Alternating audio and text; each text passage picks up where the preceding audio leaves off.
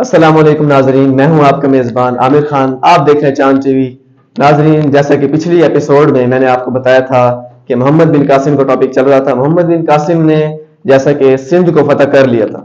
تو ناظرین، اس ویڈیو میں ہم نے آپ کو سندھ فتح بتائی تھی، اس میں ہم آپ کو بتائیں گے، میں آپ کو آج بتانے جا رہا ہوں انشاءاللہ۔ بہت ہی انٹرسٹنگ چیز ہے کہ اس وقت جب سندھ فتح کیا محمد بن قاسم نے، تو کیسے فتح کیا، کیا باتیں تھی، کیا راز ہے اس میں، کن چیزوں کا سامنا ہوا، کیا مشکلات پیش آئیں، تو ان چیزوں پر تھوڑی سی آج روشنی ڈالیں گے۔ بہت انٹرسٹنگ ہے، انشاءاللہ آپ سنیں، آپ کو پسند آئے گی۔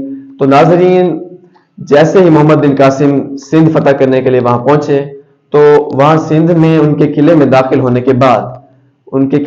ہونے کے بعد محمد بن قاسم نے اپنے تیر اندازوں کو حکم دیا، تیر اندازوں کو تعینات کیا کہ تیر ریڈی کیے جائیں، تیار کیے جائیں۔ جیسے ہی تیر انداز اپنی جگہوں پر اپنی اپنی نشستوں پر پہنچے تو تیر چلانے کا حکم دیا۔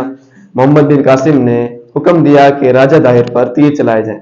تو ناظرین، ادھر سے راجہ داہر کی فوج بھی میدان میں تھی اور ادھر سے محمد بن قاسم بھی میدان میں تھا، دونوں فوجیں آمنے سامنے تھیں۔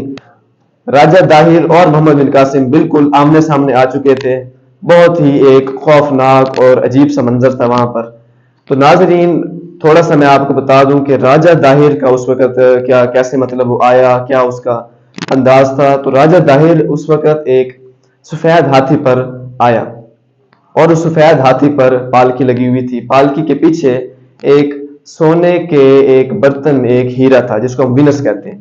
تو وینس کا ہیرا تھا، تو کہا یہ جاتا ہے کہ اس کے مجوسی نے، نجومی نے اس کو کہا تھا کہ اگر بادشاہ سلامت کے پاس یہ ہیرا ہوگا، یہ پتھر ہوگا، تو بادشاہ سلامت جنگ جیت جائیں گے۔ تو ناظرین، اس کے بعد جیسے ہی محمد بن قاسم نے تیر اندازوں کو حکم دیا کہ تیر چلائے جائیں، تو تیر چلانے کے بعد بہت سارے تیر یوں ہی گزر گئے اور ان میں سے ایک تیر جو کہ آگ سا تیر تھا وہ جا کر محمد بن قاسم کا راجہ داہر کی پالکی کے اوپر جا پڑا۔ اور جیسے ہی وہ تیر راجہ داہر کی پالکی کے اوپر لگا تو راجہ داہر کی پالکی کو اور ہاتھی کو آگ لگ گئی۔ تو جیسے ہی راجہ داہر کے ہاتھی کو آگ لگی تو ہاتھی دوڑا دریائے سندھ کی طرف بھاگا۔ دریائے سندھ کی طرف جانے کے بعد وہ وہاں پانی میں بیٹھ گیا اور تب تک بیٹھا رہا جب تک کہ اس کی آگ نہ بجھی۔ اور ناظرین، آپ کو مزے کی بات بتاتے چلیں کہ اسی تیر اندازی کے دوران ایک تیر راجہ داہر کے سینے میں بھی لگا، لیکن بدقسمتی سے وہ تیر اس کو زیادہ نقصان نہ پہنچا سکا۔ اس کے بعد راجہ داہر وہاں سے نیچے اتر کر میدان میں جیسے ہی آیا تو اس کے بعد ایک عرب نوجوان جس کا نام تھا عمر بن خالد نے اس کا سامنا کرتے ہوئے تلوار چلائی، اس کے سر پر وار کیا اور اس کا سر دھڑ سے علیحدہ کر دیا۔ تو اس کے بعد وہ سر حجاج بن یوسف کو، جو کہ عراق میں تھے اس وقت، ان کو بھجوا دیا گیا۔ تو ناظرین، راجہ داہر کا سر دھڑ سے علیحدہ ہو گیا اور جو ہی سر دھڑ سے علیحدہ ہوا، اس کی فوج میں ایک ہلچل سی، ایک ہنگامی صورتحال پیدا ہوئی۔ فوج کے حوصلے پست ہو گئے کیونکہ راجہ مر چکا تھا، تو مسلمانوں کو فتح کرنے میں تھوڑی سی آسانی مل گئی، تھوڑی سی آسانی پیدا ہو گئی، کیونکہ اب اس کی فوج میں وہ حوصلہ نہ تھا کیونکہ ان کا راجہ اب مر چکا تھا۔ تو ناظرین، اس کے بعد سوال یہ اٹھتا ہے کہ راجہ داہر کے مرنے کے بعد، کیونکہ محمد بن قاسم نے راجہ داہر کو جہنم واصل کر دیا، اس کے باوجود بھی آخر جنگ جاری کیوں رہی؟ کیا وجہ تھی جنگ جاری رہنے کی؟ تو آئیے میں آپ کو بتاتا ہوں کہ جنگ جاری کیوں رہی۔ جنگ اس لیے جاری رہی، اس کے بعد راجہ داہر کی بیوی رانی بائی، جس کا نام رانی بائی تھا، وہ قلعے میں موجود تھیں۔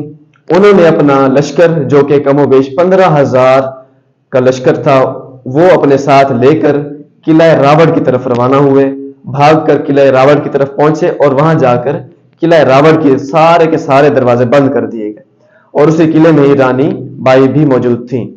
تو اس کے بعد ناظرین، جیسے ہی عربوں کے یہ نوجوان، یہ محمد بن قاسم کا ایک عظیم لشکر وہاں پر پہنچا، وہاں پر جا کر انہوں نے حملہ کیا۔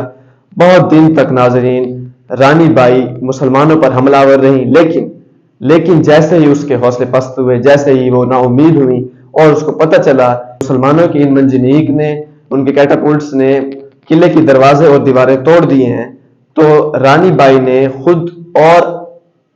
بائی خود اور راجہ داہر کی کچھ حرم کی عورتوں کو ساتھ لے کر اپنے آپ کو آگ لگا دی اور خودکشی کر لی۔ اس کے بعد رانی بائی کی خودکشی کرنے کے بعد راجہ داہر کا خاندان خاتمے پر آ گیا۔ مزید کوئی نہ بچا تھا ان میں سے، ہاں ایک شخص تھا، وہ تھا راجہ داہر کا بیٹا، اس کا نام تھا جے سینا۔ اور ناظرین وہ بھی وہاں سے بھاگ گیا، وہ بھی بھگوڑا نکلا، وہاں سے بھاگ کر وہ ایک قلعے کا نام جس کو قلعہ چتوڑ کہا جاتا ہے، قلعہ چتوڑ کی طرف وہ دوڑا اور وہاں جا کے اس نے اپنے ڈیرے ڈالے۔ تو اس طرح ناظرین اس کی بیوی کو بھی جہنم واصل کر کے، طرح راجہ کی بیوی رانی بائی کو محمد بن قاسم نے جہنم واصل کیا، اور مسلمانوں کو بڑی آسانی سے ہی قلعہ راوڑ پر بھی قبضہ مل گیا۔ اور اسی طرح اس کا بیٹا جو کہ وہ بھاگ چکا تھا، تو وہ قلعہ چتوڑ میں فی الحال وہاں پر موجود تھا۔ تو ناظرین آج تک کے لیے اتنا ہی تھا، تو اس سے آگے جو ہم بتانے جا رہے ہیں آپ کو اگلی ویڈیو میں انشاءاللہ، وہ اس سے بھی بہت ہی زیادہ انٹرسٹنگ ہے ناظرین، اس میں ہم آپ کو بتائیں گے کچھ اور ایسی چیزیں جن سے ہم پردہ اٹھائیں گے۔ اور تب تک کے لیے اجازت دیجیے اپنے میزبان کو، اللہ حافظ۔